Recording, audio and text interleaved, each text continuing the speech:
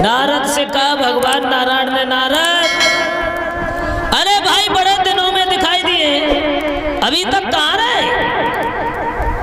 नारद कहने लगे भगवान नारायण से, भगवान अब नारद कोई छोटे मोटे साधु नहीं है, अब तो बच्चा बच्चा जानता है, हर इंसान जानता है मैंने कामदेव को जीता है। सब लोग हमसे बड़े प्रेम से कहते हैं बाल ब्रह्मचारी देवर्षि नारद।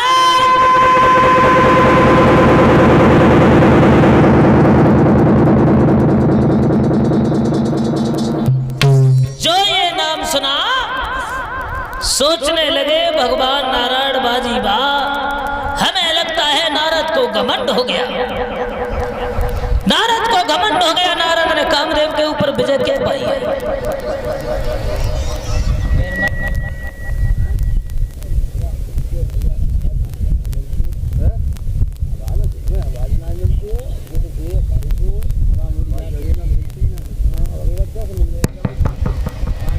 इधर हुआ क्या है, देवर्षि नारद से कहने लगे भगवान नारायण, नारद बड़ी खुशी की बात है तुम बाल ब्रह्मचारी हो, कोई बात नहीं नारद, अब बैठ लो जाकर। नारद कहने लगे हैं भगवान नारायण से, हम अब बैठेंगे नहीं, क्योंकि हमें हर जगह जाना है, भ्रमण करना है, मैं कहीं ठहरता ही नहीं हूँ। अभी भगवान शंकर के पास गया, वहां भी नहीं ठहरा, और तुम्हारे पास आया हूं, तुम्हारे पास भी नहीं रुकूंगा, अब मैं जाऊंगा यहाँ से। चले बीड़ा उठाया, बीड़ा उठाने के बाद में आगे बढ़े हैं, और आगे जब बढ़े हैं भगवान नारायण सोचने लगे भाई नारद का घमंड तो दूर किया जाए, नारद को घमंड हो गया है, घमंड इनका दूर जरूर होगा चाहे कुछ भी हो जाए। भगवान नारायण ने एक नगर बसाया, नगर,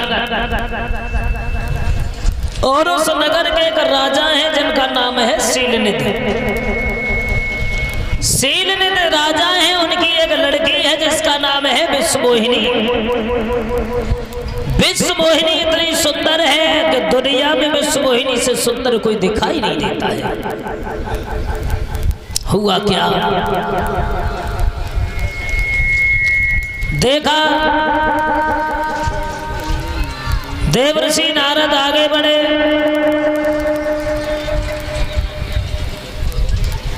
आगे बढ़कर के जब चले हैं, जो नगर रास्ता में पड़ा है, देवर्षि नारद सोचने लगे बाजी बाबा अभी थोड़ी देर पहले हम इधर से निकल के गए थे, तब ये नगर हमारी नजर में नहीं था, तब ये नगर यहाँ दिखाई भी नहीं दिया, लेकिन ये नगर बहुत सुंदर है, दूर से देखने में बहुत अच्छा लगता है। अब हम नजदीक जाएंगे, इस नगर से गुजरते हुए जाएंगे, ये कौन सा नगर है? जब ये नगर इतना सुंदर है तो इसका राजा भी बहुत सुंदर होगा। देवर्षि नारद जब चले और जैसे ही उस नगर में घुसे और देखा शीलनिधि ने, शीलनिधि कहने लगे नारद कहाँ गए थे, कहाँ से आए? नारद कहने लगे हैं शीलनिधि हम गए थे भगवान नारायण के पास।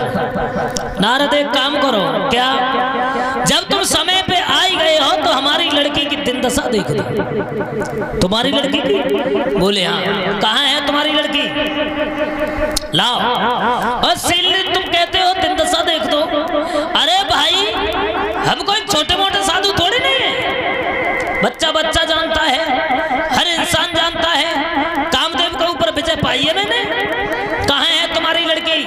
अपनी लड़की को मेरे पास लेकर के आओ। शीलनिधि ने आसन पर बिठा लिया है। बिठाने के बाद में शीलनिधि कहने लगे हैं नारद एक काम करो, विश्वमोहिनी को खड़ा कर दिया।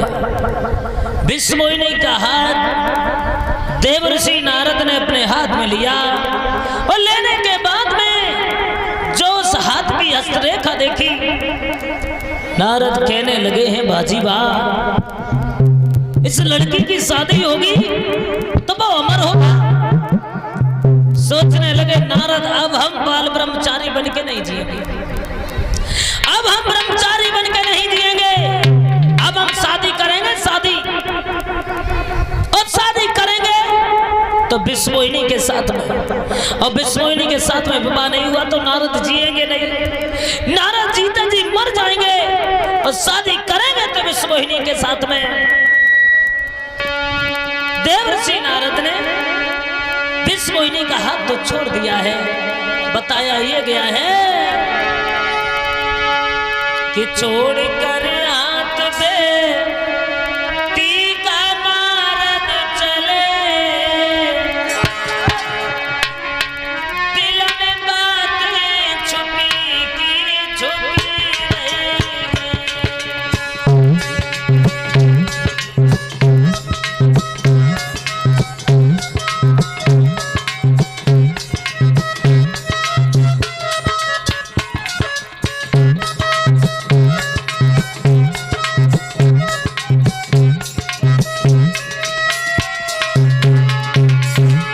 देवर्षि नारद जब चले हैं, विश्वमोहिनी का हाथ छोड़ दिया है, और हाथ छोड़ने के बाद में जब आगे बढ़े तो बताया ये जाता है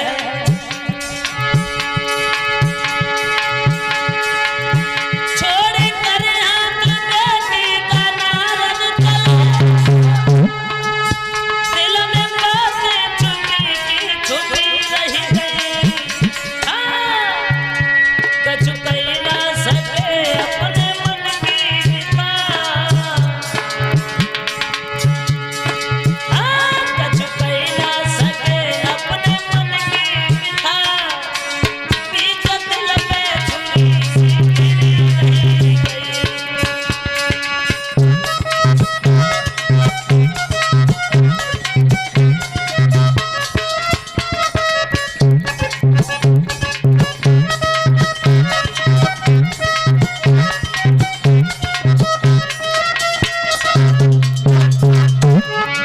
बहुत अच्छा है।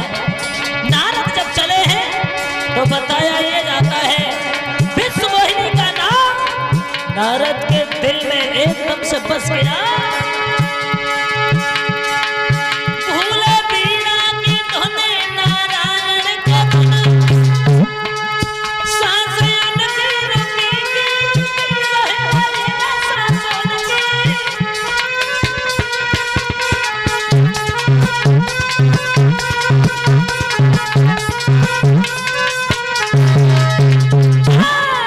सांस उनकी रुकी की रह गई,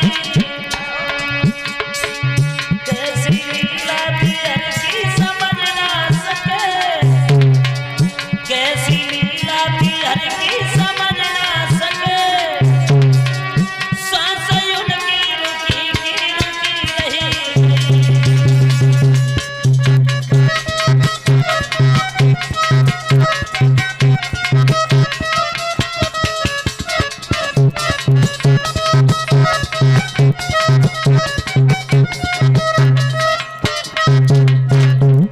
बहुत ऐसा है नारद, बीड़ा बजाना बंद कर दिया, भगवान नारायण की जगह विश्वमोहिनी का नाम निकलने लगा। जहां भी नारद जाते हैं विश्वमोहिनी का नाम उनके मुंह से निकलने लगा। अब तो नारद के दिमाग में कोई नाम ही नहीं आता है।